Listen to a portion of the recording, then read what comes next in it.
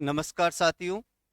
आज हम देखेंगे राजस्थान के इतिहास का पहला पॉइंट। और राजस्थान के इतिहास में अपन जब स्टार्ट करते हैं तो स्टार्टिंग में आता है राजस्थान की सभ्यताएं, यानी राजस्थान की सभ्यताएं।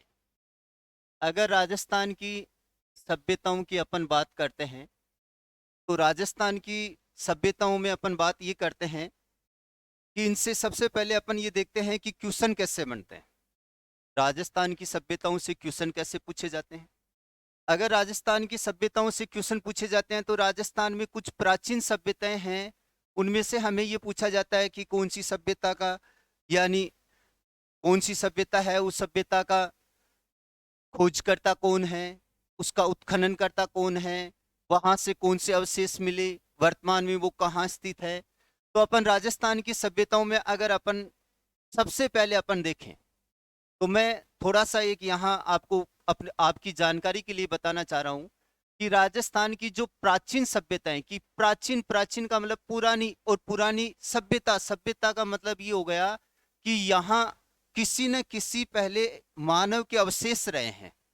उन अवशेषों से हमें उस पे नई, फिर नए युग की प्रारंभ हुआ।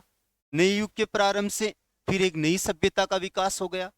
तो हमारे यहाँ प्राचीन कौन कौन से स्थल रहे हैं जो प्राचीन सभ्यताओं के रूप में जाने जाते हैं, उनमें सबसे पहले अपन लेते हैं कालीबंगा।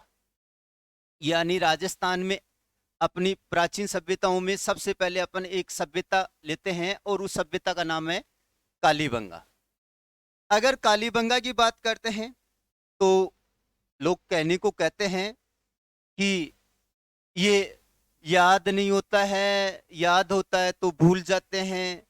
ये याद भी होगा और भूलेंगे भी नहीं। कैसे नहीं भूलेंगे? मैं आपको एक स्टोरी बता रहा हूं, उस स्टोरी को आप याद रखना, कालीबंगा उसमें कंप्लीट हो जाएगी। स्टोरी इस प्रकार है कि मेरे पड़ोस में एक, यानी कालीबाई रहती थी। मेरे पड़ोस में एक कालीबाई रहती थी। ये जो मेरे पड़ोस में कालीबाई थी, एक दिन की बात है कि ये कालीबाई है वो, यानी काले रंग की चूड़ियां पहनी, काले रंग की चूड़ियां पहनी, और काले रंग की चूड़ियां के साथ इन्होंने घाघरा पहना। और घाघरा पहन के, यानी घाघरा पहन के ये हनुमान मंदिर में चली गई। घाघरा पहने हनुमान मंदिर में गई। कहाँ गई? हनुमान मंदिर में, यानी हनुमान मंदिर में गई। इधर देखो एक बार, कौन थी? कालीबाई। क्या पहना? काले रंग की चूड़ियां और घाघरा। कहाँ गई? हनुमान मंदिर में। अब हनुमान मंदिर में जाके क्या किया कालीबाई ने? हनुमान मंदिर में जाकर क्या किया कालीबाई ने? नजरें मेरे से मिलाओ आप और जवाब भी दो, ठीक है? यानी हनुमान मंदिर में कालीबाई ने जाकर अमल खा लिया। क्या खाया? अमल। जो व्यक्ति अमल खाएगा वो क्या हो जाएगा? लाल हो जाएगा। क्या हो जाएगा? अमल खा लाल हो गई। अब अमल खा के जब, अमल खा जब लाल हो गई तो इससे कालीबाई घर का रास्ता भूल गई। और घर का रास्ता भूल गई तो घर वापस नहीं आई। तो घर वालों ने इसे खेत में खोजा। कहाँ खोजा? खेत में खोजा। खेत में जब इस कालीबाई की खोजबीन की, खेत में जब इस कालीबाई की खोजबीन की तो खेत में नाली के पास, नाली के पास अग्निवेदिकाएं मिली। नाली के पास क्या मिली? अग्निवेदिकाएं, यानी अग्निवेदिकाएं मिली।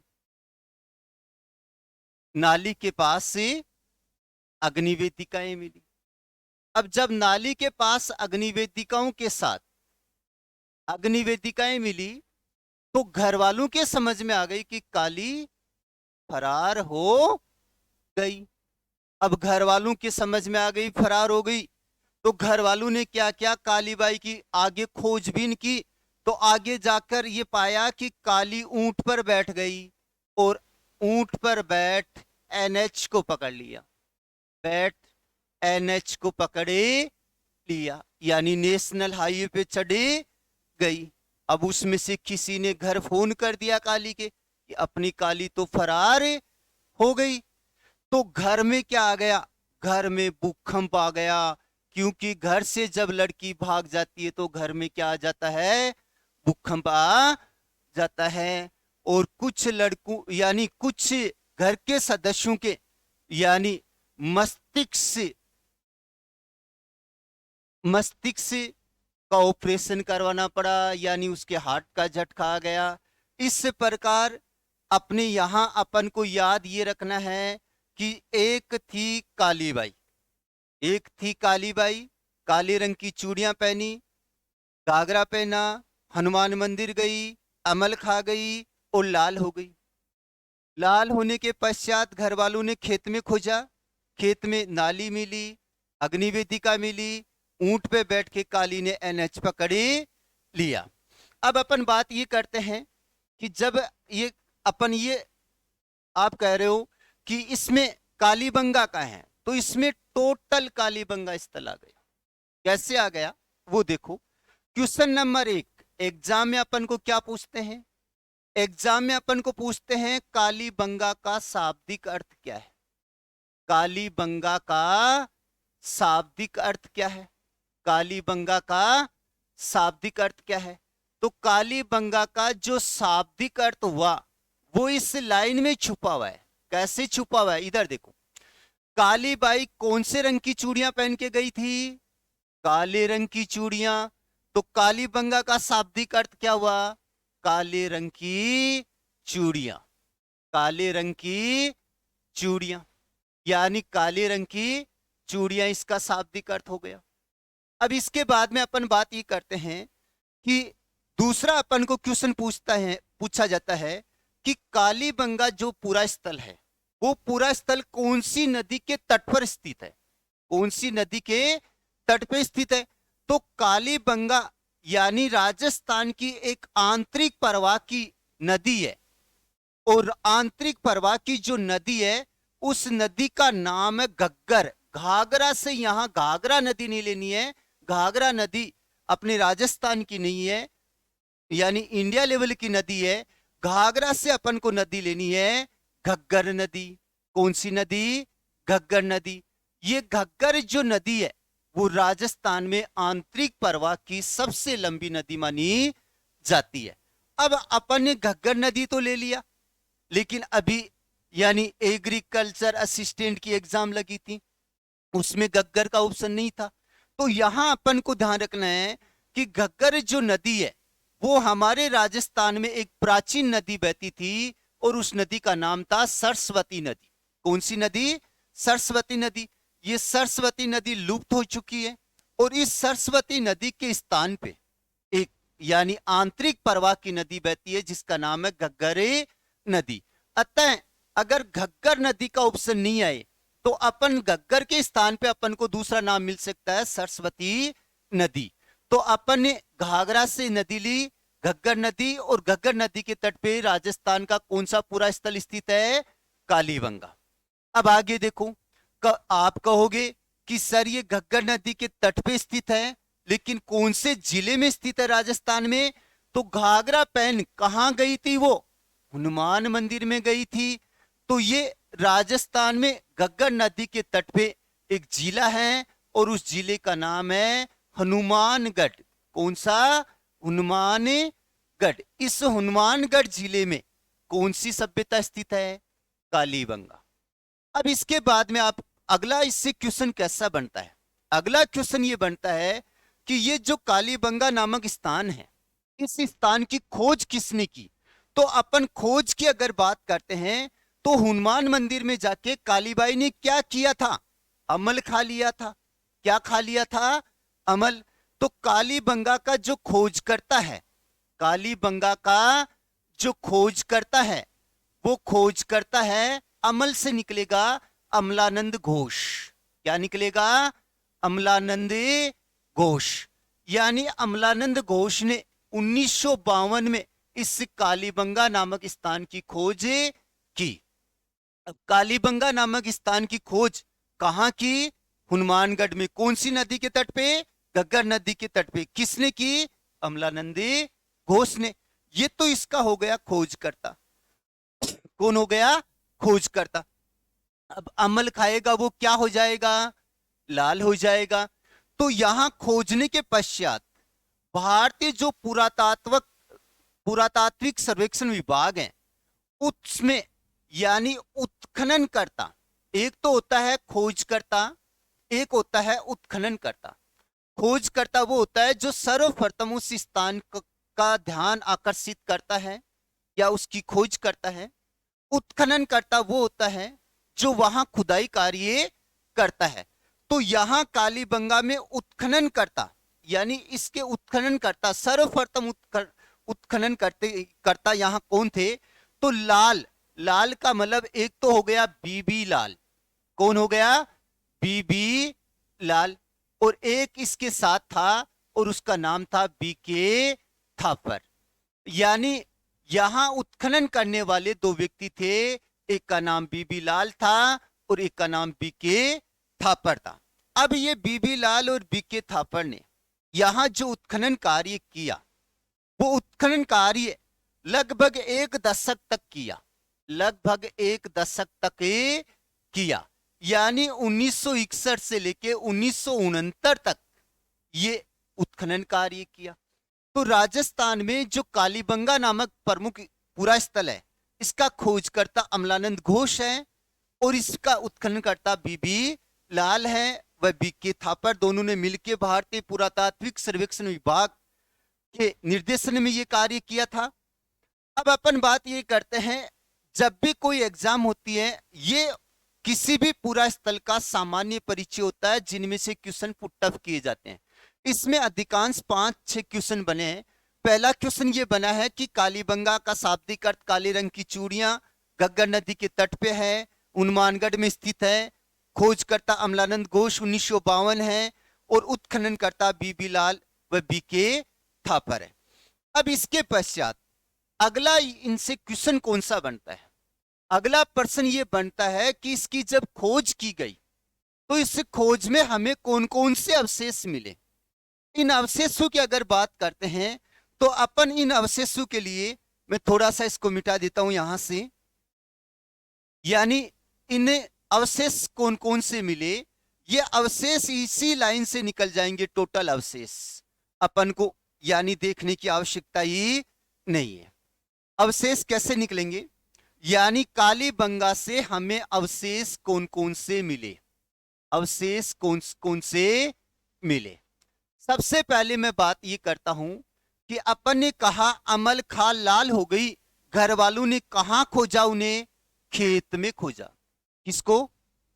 कालीबाई को। कहां खोजा? खेत में। तो सबसे पहले आपको ध्यान रखना है कि दोहरे जुते हुए खेतों के साक्ष्य, दोहरे जुते हुए खेतों के साक्ष्य, जुते हुए खेतों के साक्ष्य हमें कहां से मिले हैं? कालीबंगा से। सबसे पहले दोहरे जुते हुए खेतों के साक्ष्य हमें कालीबंगा से प्राप्त हुए हैं। तो पहला अवशेष यहां से हमें मिल गया कि खेत में खोजा। फिर अपन बात ये कर रहे हैं नाली के पास, यानी खेत में क्या मिली? नाली। अब नाली की अगर बात करते हैं तो यहां अपन को नाली के बारे में 3 प्रकार के क्वेश्चन को ध्यान रखना है। क्वेश्चन नंबर 1 कि पहली बात ये ध्यान रखनी है कि पक्की ईंटों से निर्मित नालियां, पक्की ईंटों से निर्मित और पक्की ईंटों से निर्मित नालियों के अवशेष हमें कहां से मिले हैं? कालीबंगा से। अब पक्की ईंटों के साथ जैसे आरएस में पूछा गया था, उसमें आपको ध्यान रखना है कि पक्की ईंटों से निर्मित जो नालियां यहां से मिली हैं, इन नालियों की विशेष बात क्या थी? तो इनकी विशेष बात ये थी कि ये जमीन में धसी हुई थी, जमीन में धसी हुई थी और ऊपर से आच्छादित थी। आच्छादित का मतलब होता है ढकी हुई थी, यानी ऊपर से आच्छादित और जमीन में धसी हुई जो पक्की ईंटों से निर्मित नालियों के अवशेष हैं, वो राजस्थान के कौन से पूरा स्थल से मिले हैं अपन को? कालीबंगा से मिले हैं। अब इसके बाद में नंबर 3 पे, यानी जब अपन नालियों की बात करते हैं तो नालियों के 3 क्वेश्चन ध्यान रखना है। पहली बात तो ये हो गई, पक्की ईंटों से निर्मित नालियों के अवशेष मिले। दूसरी, जमीन में धसी हुई और ऊपर से आच्छादित नालियों के अवशेष। तीसरी बात ये ध्यान रखोगे कि लकड़ी से निर्मित नालियों के अवशेष भी यहीं से मिले हैं। लकड़ी से निर्मित नालियों के अवशेष, लकड़ियों से निर्मित नालियों के अवशेष कहां से मिले हमें? कालीबंगा से मिले। तो नालियों में 3 बातें हो गई, लकड़ी से निर्मित नालियां, पक्की ईंटों से निर्मित नालियां, जमीन में धसी हुई नालियां और ऊपर से आच्छादित यानी ऊपर से छाई हुई नालियां हमें राजस्थान के कौन से प्राचीन स्थल से मिली हैं? तो राजस्थान के यानी कालीबंगा नामक स्थान से हमें ये तीनों प्रकार की नालियों के अवशेष मिले हैं। ये हो गई अपनी नालियों की बात। अब नाली के पास क्या मिली? नाली के पास अपन को मिली अग्निवेदिकाएं। क्या मिली? अग्निवेदिकाएं मिली। अब अगर अग्निवेदिका मिली तो अग्निवेदिका से अपन को एक यहां फिर अवशेष लेना है और उस अवशेष में अपन को ध्यान रखना है, यहां एक ऊंचा चबूतरा मिला है। यहां एक ऊंचा चबूतरा मिला है और ये जो ऊंचा चबूतरा है, इस ऊंचे चबूतरे पे 7 आयताकार अग्निवेदिकाएं मिली है। यानी 7 आयताकार अग्निवेदिकाओं के अवशेष कहां से मिले हैं? कालीबंगा से। अग्निवेदिकाएं कालीबंगा नामक स्थान से एक ऊंचा चबूतरा है और उस पे 7 आयताकार अग्निवेदिकाओं के अवशेष मिले हैं। अग्निवेदिकाएं तो जानते होंगे, जब ब्याह शादी की जाती है उस समय जो चमरी इत्यादि हवन के लिए बनाई जाती है, उसी प्रकार हवन के लिए जो यानी अग्नि की जो वेदिकाएं हैं उन्हें अग्निवेदिकाएं कहते हैं। और ये 7 आयताकार अग्निवेदिकाएं हमें कालीबंगा नामक स्थान से मिली हैं। अब इसके पश्चात अपन और बात करते हैं कि और कौन कौन से यहां से अपन को अवशेष मिले हैं। तो अग्निवेदिकाएं हो गई। उसके पश्चात काली किस पर बैठ के गई थी? ऊंट पे। तो आपको याद रखना है कि राजस्थान का एकमात्र पूरा स्थल है जहां से हमें ऊंट के अवशेष मिले हैं। यानी ऊंट के अवशेष हमें कौन से स्थान से मिले हैं? कालीबंगा नामक स्थान से मिले हैं।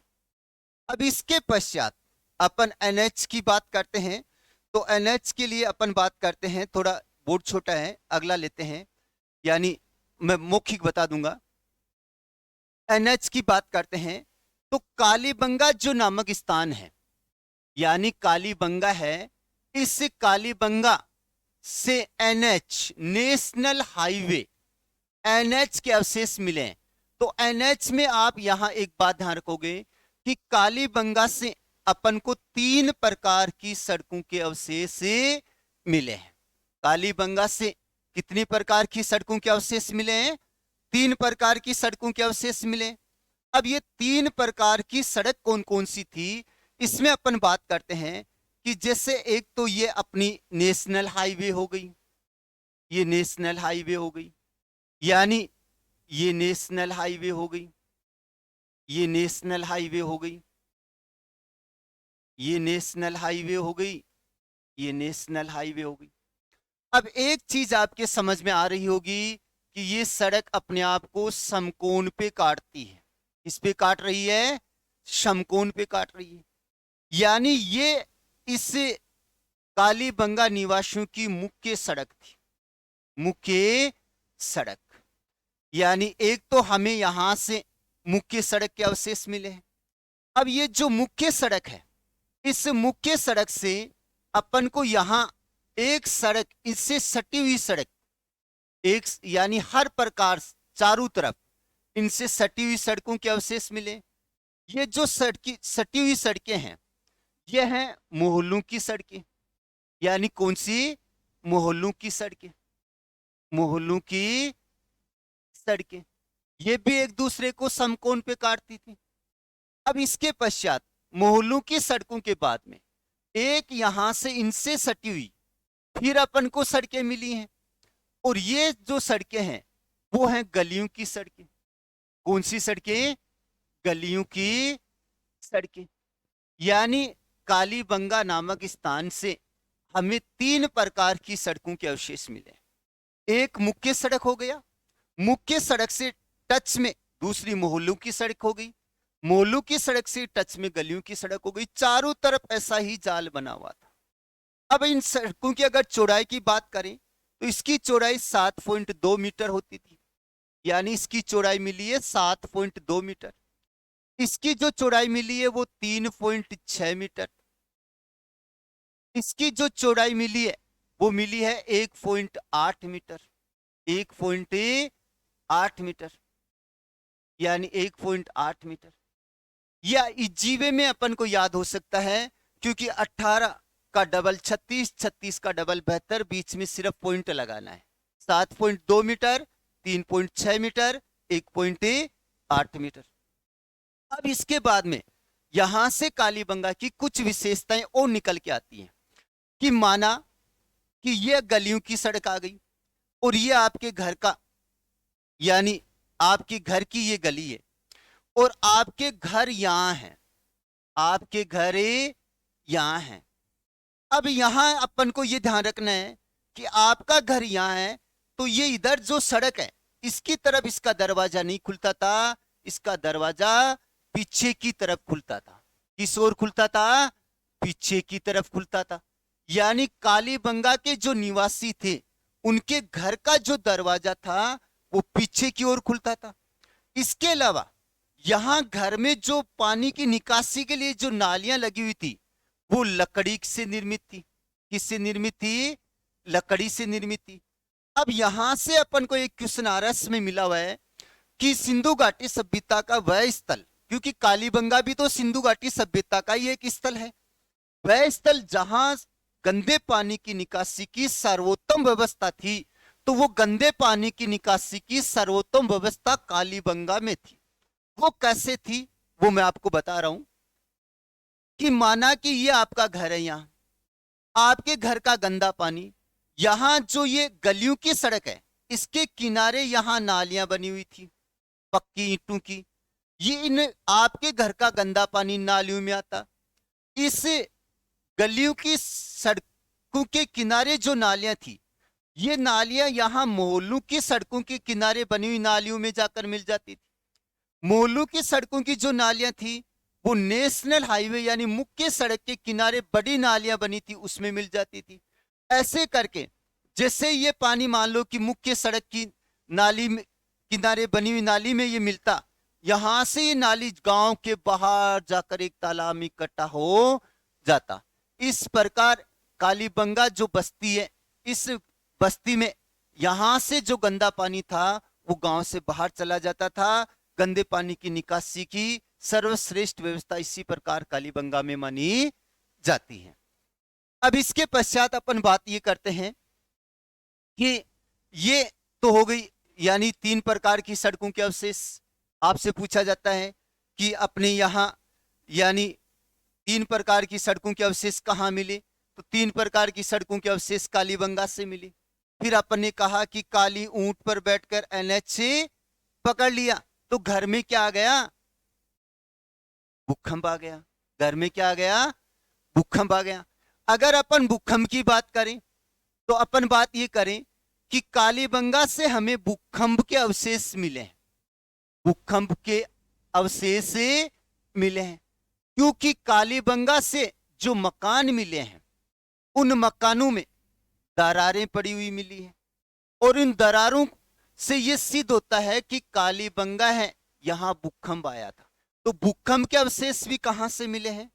कालीबंगा से मिले हैं। फिर अपन ने कहा कि यहां कुछ लोगों के यानी हार्ट अटैक, मस्तिष्क का ऑपरेशन करवाना पड़ा, तो कालीबंगा से हमें एक खोपड़ी मिली है, मानव खोपड़ी मिली है, और इस मानव खोपड़ी में अनेक छिद्र निकाले हुए थे। मानव खोपड़ी में क्या निकाले हुए थे? छिद्र निकाले हुए थे। इससे सिद्ध होता है कि कालीबंगा के निवासी हैं, वो शल्य चिकित्सा के जानकार भी थे, वो शल्य चिकित्सा के जानकार भी थे। अपन बात ये कर रहे थे कि कालीबंगा से कौन कौन से अवशेष मिले। लाइन के अकॉर्डिंग यानी वहां से शल्य चिकित्सा के अवशेष मिले हैं, भूकंप के अवशेष मिले हैं, ऊंट के अवशेष मिले हैं। इसके अलावा यानी लाइन के अलावा कौन कौन सी चीजें रह गई जो कालीबंगा में अपन को पढ़ना है? तो अपन और बात करते हैं कि कालीबंगा से हमें 2 टीलों के अवशेष मिले। कालीबंगा से कितने टीलों के अवशेष मिले हैं? 2 टीलों के अवशेष मिले हैं।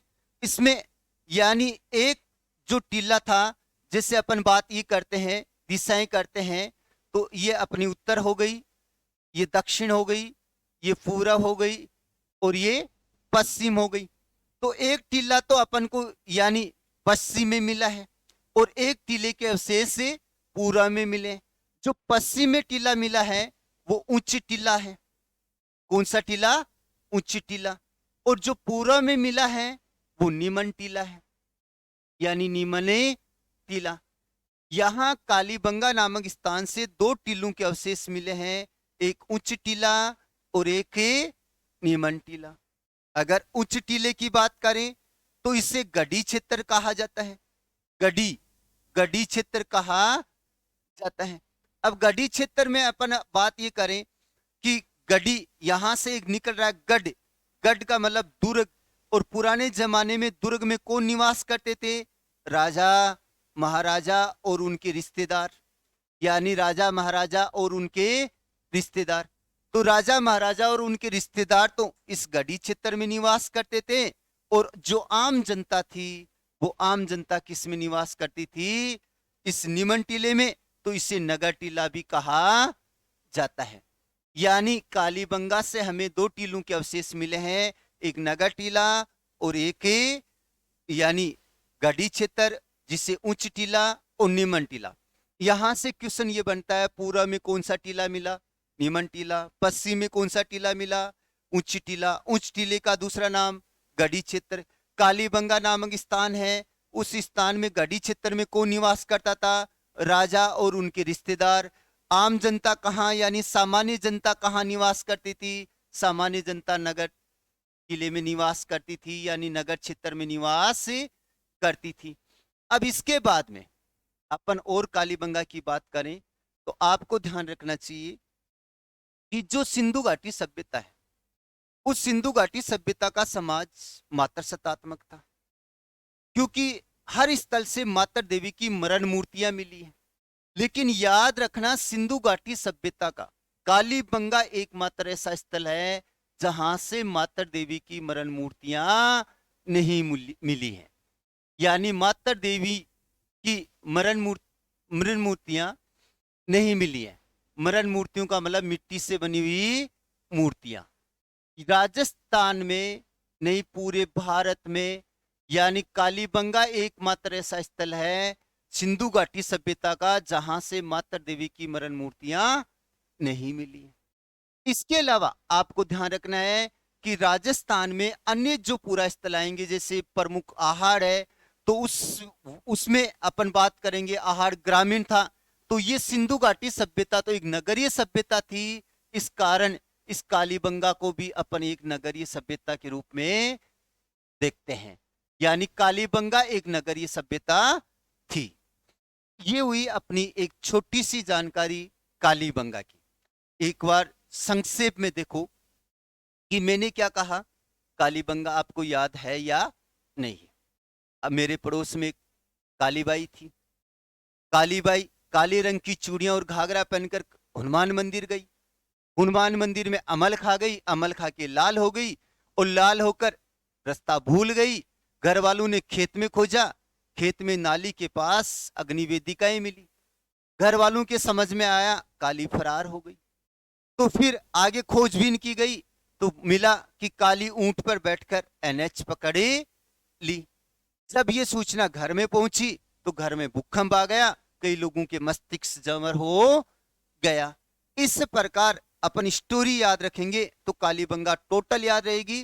कालीबाई का मतलब कालीबंगा, काले रंग की चूड़ियों का मतलब शाब्दिक अर्थ हो गया, घाघरा का मतलब घग्गर नदी हो गई, हनुमान मंदिर का मतलब हनुमानगढ़ हो गया, अमल का मतलब अमलानंद घोष हो गया, लाल का मतलब बीबी लाल व बीके थाफर हो गया।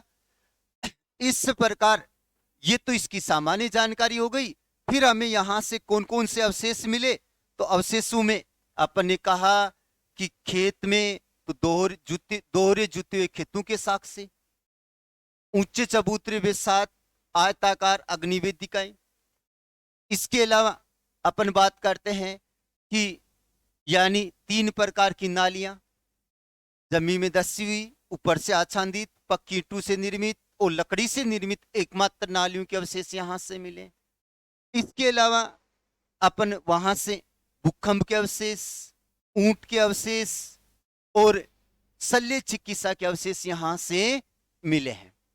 इसके अलावा समकोण पे काटती हुई 3 प्रकार की सड़कों के अवशेष मिले हैं।